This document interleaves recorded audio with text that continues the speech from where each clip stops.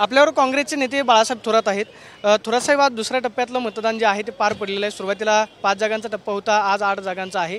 13 जागांवरती महाविकास आघाडीचा किती जागांवरती विजय होईल असं तुम्हाला नाही नाही, पूर्ण विदर्भामध्येच काँग्रेसची लाट आहे, महाविकास आघाडीची आणि इंडिया अलायन्सची लाट आम्हाला दिसते आहे।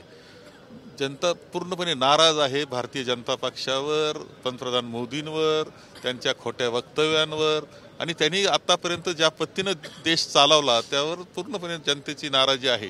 मला तर असं वाटतं की केवळ महाराष्ट्र नाही आणि विदर्भ नाही तर संपूर्ण देशामध्ये भारतीय जनता पक्षाच्या विरोधात वातावरण गेलेलं आहे।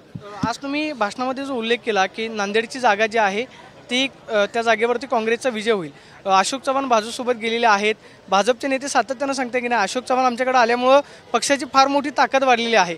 मोदींच्या सभा झाल्या, अशोकराव चव्हाण गेल्यानंतर काँग्रेसला फटका बसेल अशी एक चर्चा जी राजकीय वर्तुळामध्ये व्यक्त करण्यात येत होती। मात्र आता तुम्ही विश्वास व्यक्त करता की ही जागा जिंकतील। अशोकराव चव्हाण का गेले हे सगळ्यांना माहिती आहे, महाराष्ट्राला सुद्धा माहिती आहे त्यांचं जाणं, आणि त्यांनी गेल्यानं काँग्रेसची ताकद घटली आणि त्यांची वाढली असं तर काही घडलेलं दिसत नाही।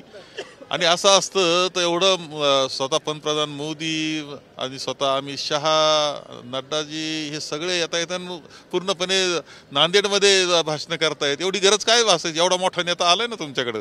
परंतु जनता पूर्णपणे महाविकास आघाडीबरोबर काँग्रेसबरोबर गेलेली दिसते, जाहीरपणे गेलेली दिसते, उघडपणे गेलेली दिसते।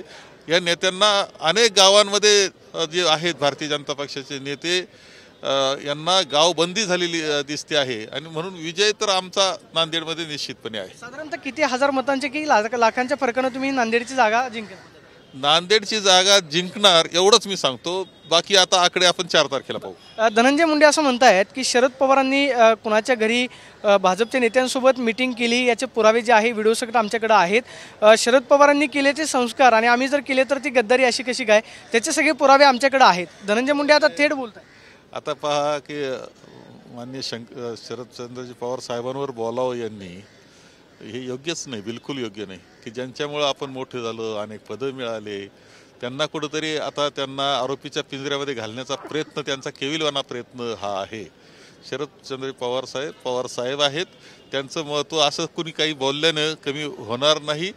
ते त्यांनी पहिल्यापासून आपला पुरोगामी विचार आहे तर जपण्याचंच काम केलेलं आहे आणि ते कुठेही बसले असले समजा तरी तो पुरोगामी विचाराच्याच त्यांनी मांडणी केली असेल याची खात्री आम्हाला आहे। पण तुम्ही आतापर्यंत शरद पवारांसोबत आघाडीमध्ये होतात, असं वाटतं की शरद पवारांनी अमित शहांसोबत चर्चा केली असावी किंवा झाली असेल आतापर्यंतचा तुमचा अनुभव, किंवा तुम्ही त्यांच्याबरोबर सत्तेमध्ये? नाही नाही, असं आहे की काही कामाच्या निमित्तानं भेटले असतील, चर्चा झाली असेल कामाच्या निमित्तानं मी म्हणतो, कारण शेवटी राजकीय चर्चा तर नसणारं ना, कुठेही असले ते तरी ते शाहू फुले आंबेडकरांचा विचार, पुरोगामी विचार, बहुजन समाजाचा विचारच ते बोलतील याची खात्री मला आहे। काल सांगलीचे विश्वजित कदम जे आहेत तुमच्याच व्यासपीठावरती बोलताना काँग्रेसच्या नेत्यांसमोर असं म्हटले की शिवसेनेला ही जागा देणं चूक होती। उघडपणे त्यांनी नाराजी व्यक्त केली। आता प्रचार सुरू झालेला आहे। विशाल पाटील मात्र त्यांच्या भूमिकेवरती ठाम आहेत की कोणत्याही परिस्थितीमध्ये अपक्ष लढणार। बंड ही सांगलीची परंपरा आहे। पक्षांतर्गत काय कारवाई जी आहे ती विशाल पाटलांवरती होईल? नाही नाही, यामध्ये आम्ही काल गेलो होतो, आम्ही सर्व कार्यकर्त्यांबरोबर चर्चा केली, मोठ्या संख्येनं कार्यकर्ते 2-2.5 हजार कार्यकर्ते सुद्धा उपस्थित होते। शेवटी ज्यावेळेस जागा वाटप असतं आणि अनेक पक्ष एकत्र येतो तर काही फायदे तोटे त्याचे घ्यावाच लागत असतात।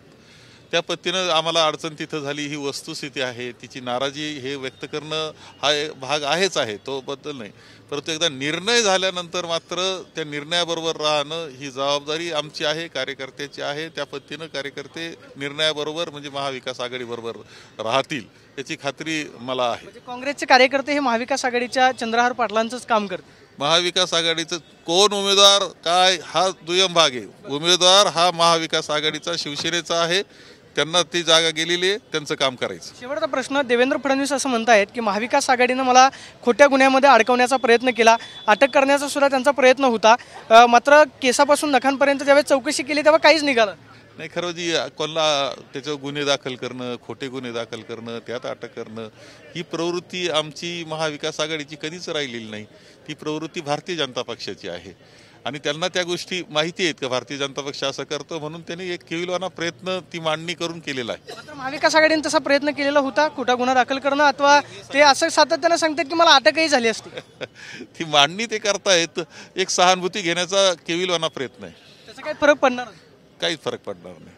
आपण पाहतोय की देवेंद्र फडणवीस जे आहेत सहानुभूती मिळवण्यासाठी केवलवाना प्रयत्न करतात, मात्र त्याचा परिणाम पाहायला मिळणार नाही अशी प्रतिक्रिया बाळासाहेब थोरात यांनी दिल्याचं पाहिलं मिळते. कॅमेरा पर्सन अभिजित केसरी, प्रदीप कापसे, TV9 मराठी, अकोले.